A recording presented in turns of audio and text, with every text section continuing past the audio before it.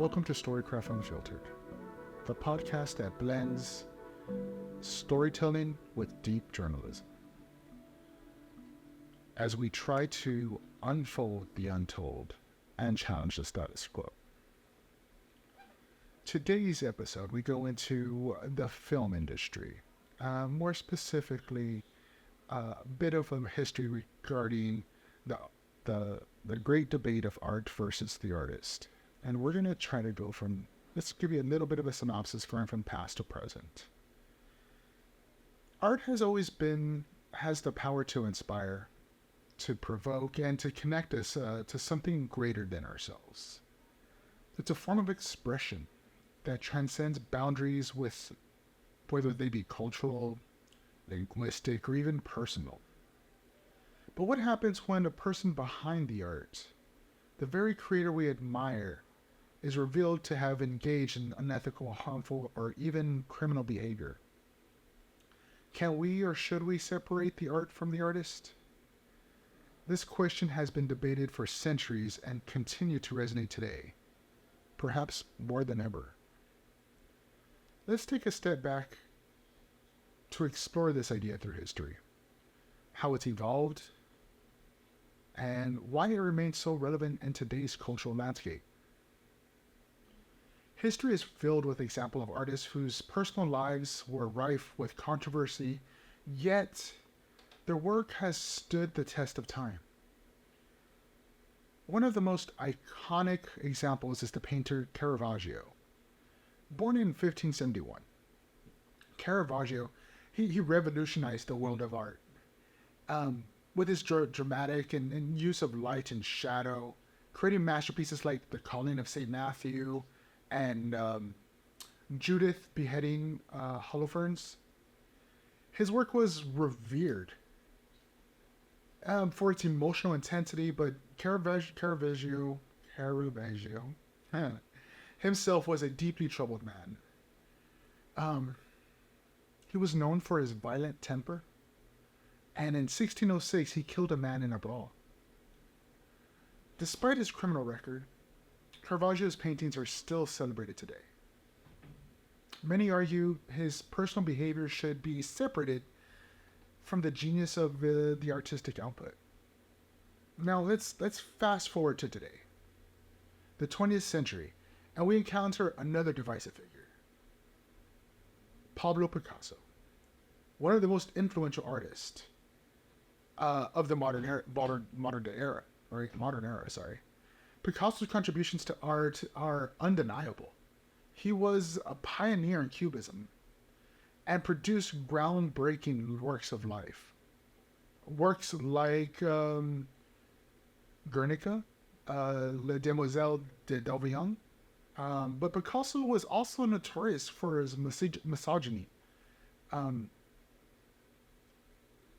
he was abusive.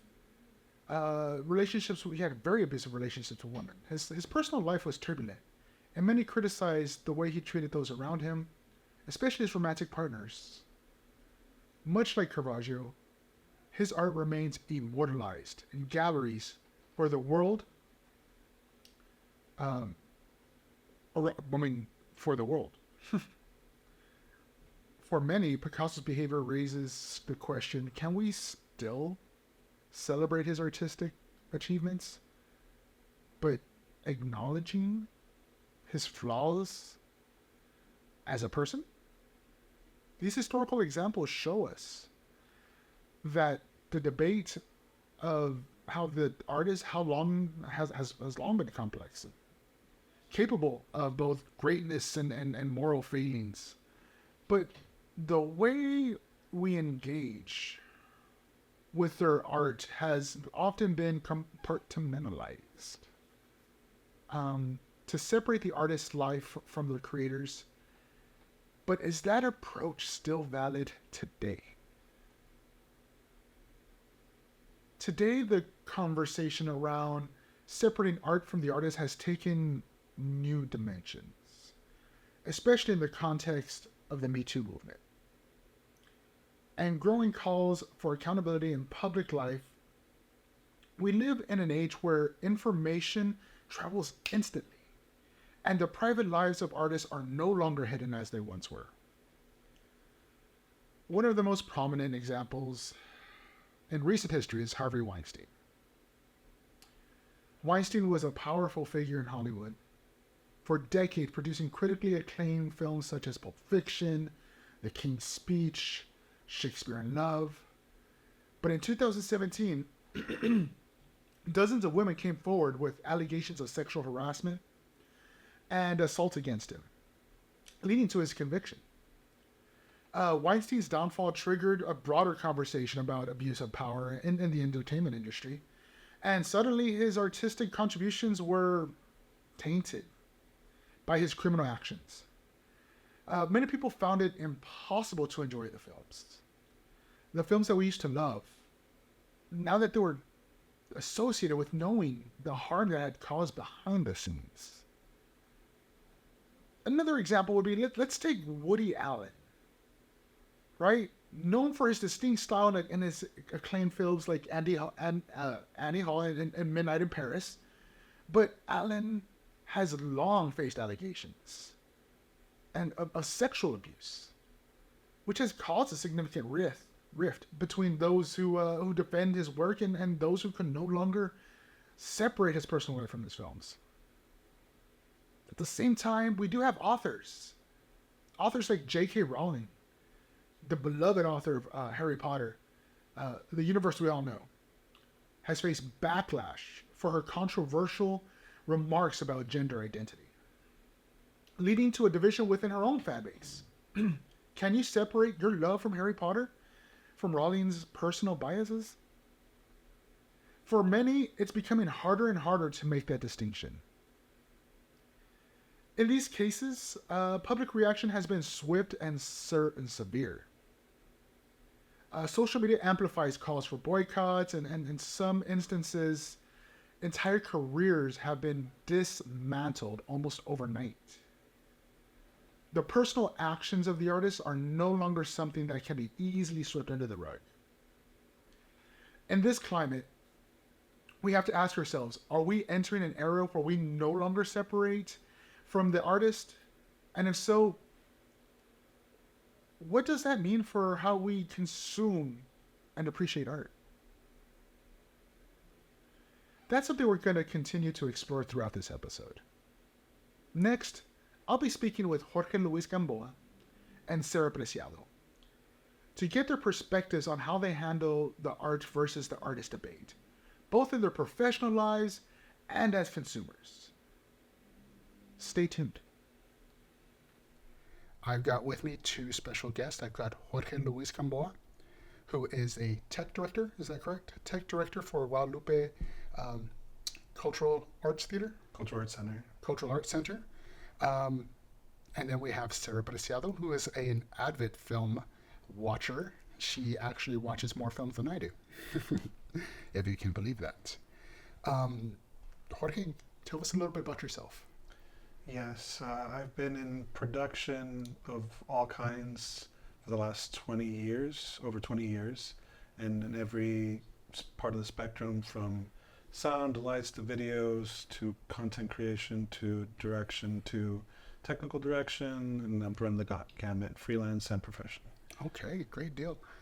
I hear you've actually been part of the Cine Festival that we do in San Antonio, Texas, almost annually, if I'm not mistaken. Yeah, it was this last one was the 42nd Cine Festival.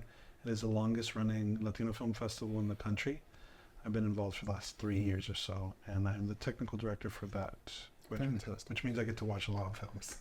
And Sarah, tell me a little bit about yourself. Tell me what kind of movies you like to watch. What's your niche? What do you like to do?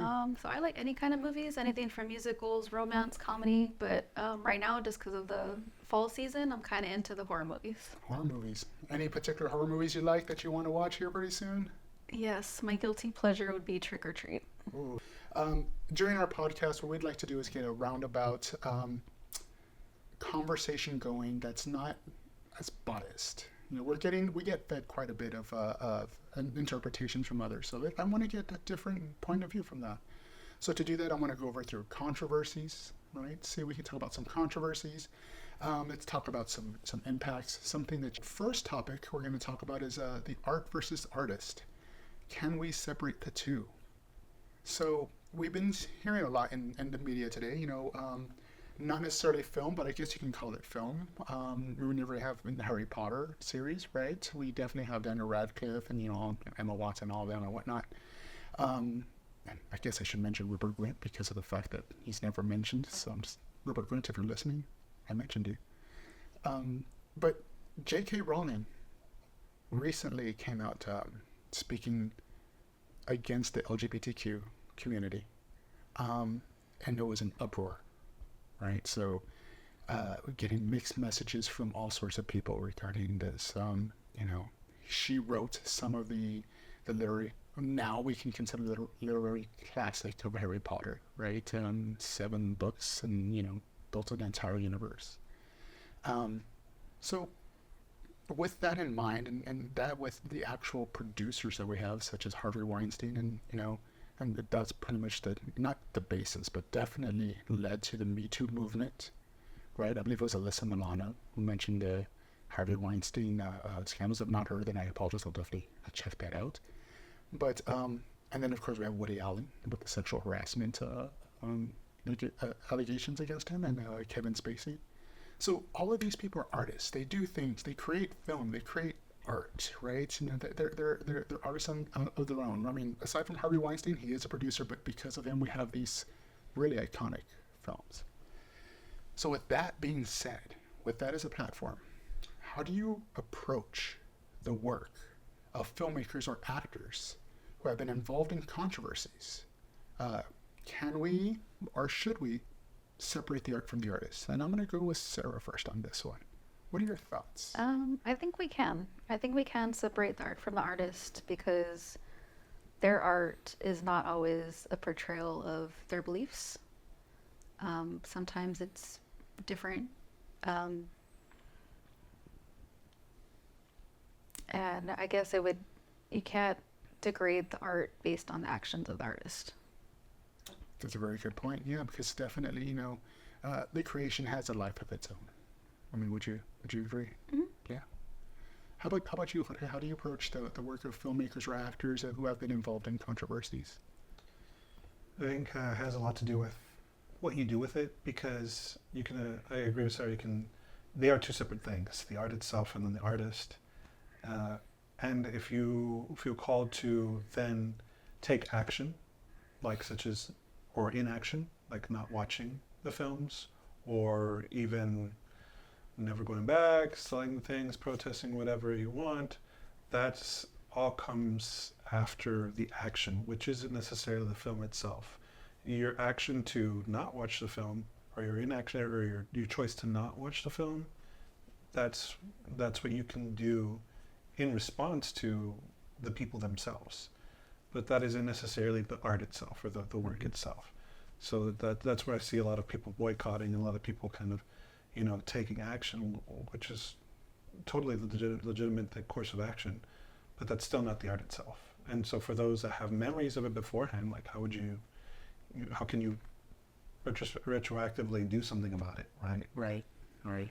Definitely so. And it's funny because when you speak about boycotting, right, and people who don't watch these, who does that really hurt? Does it really hurt the actor? Does it really hurt them? No, it hurts the Writers Guild, the production union and whatnot. They're the ones who are banking off of you going in and watching this film. So it's really kind of, how do you make yourself known? How do you make it known that you don't condone these actors and, what they're, not necessarily the actors, but the behaviors of these actors and what they've done? It's a sticky situation. So next question is, do you think an artist's personal behavior or beliefs can overshadow their creations in any way? I mean, how has this played out with, figures like J.K. Rowling and Woody Allen and Harvey Weinstein? Choose one, or if you have one, definitely let us know. But, do you think, the behavior itself is just kind of being brought up way more than the actual art?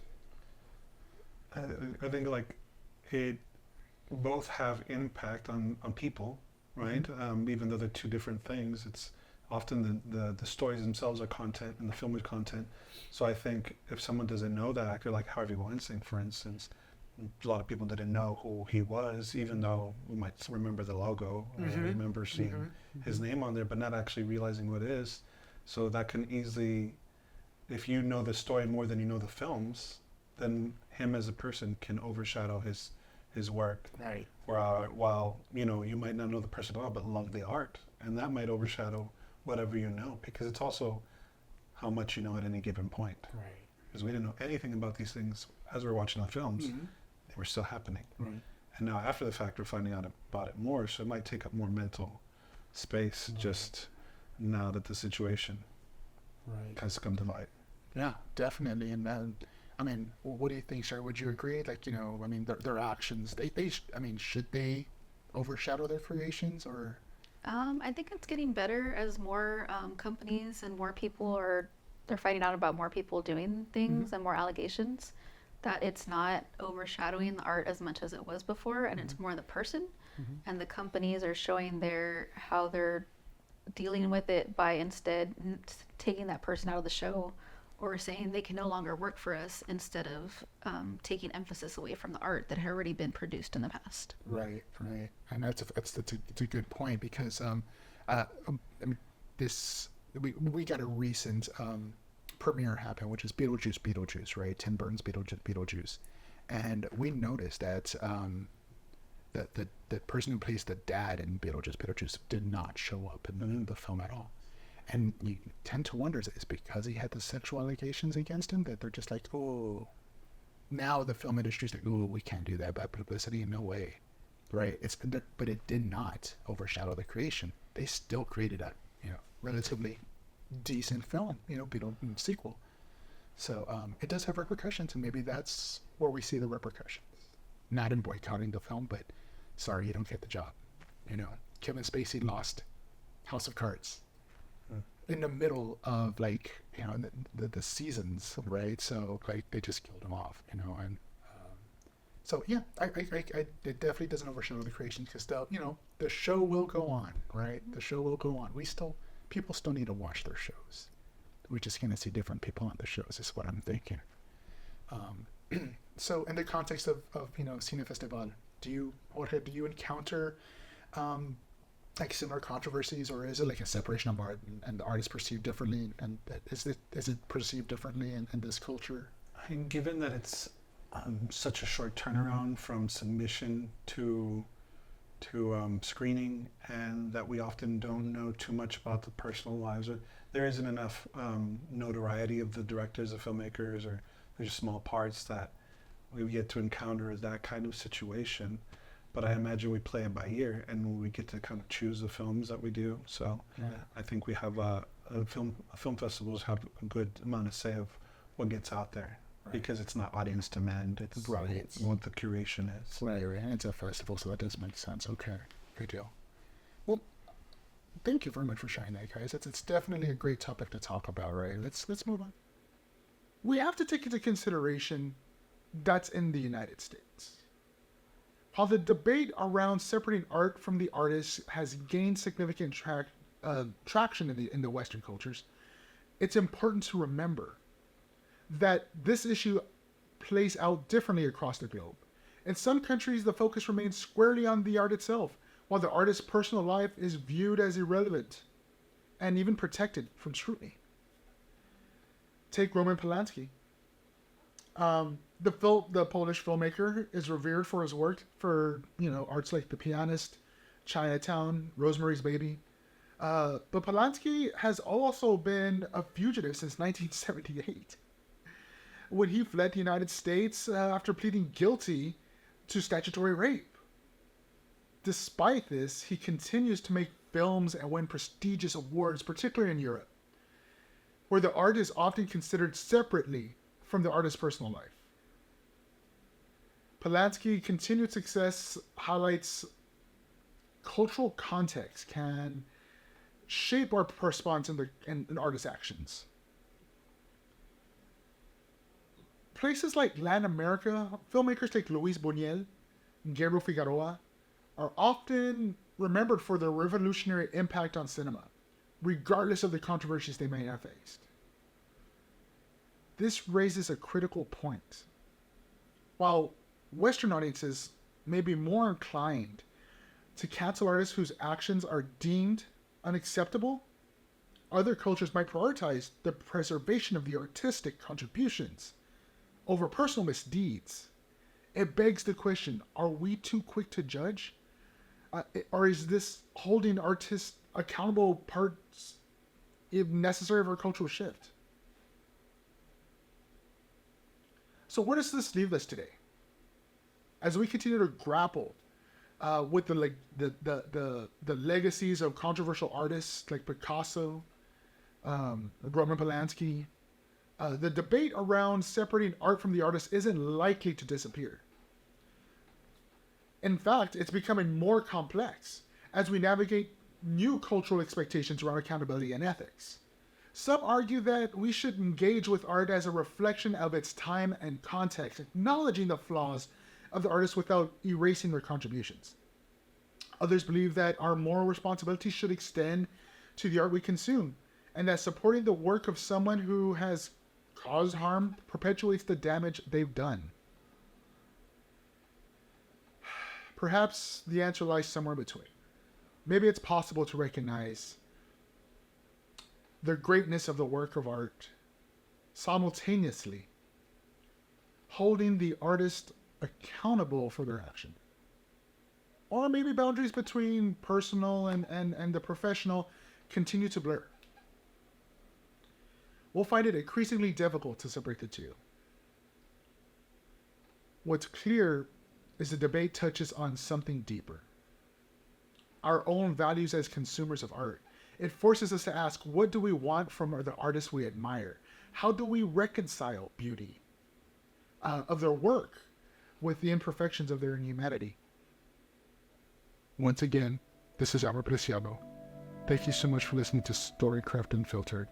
Until next week.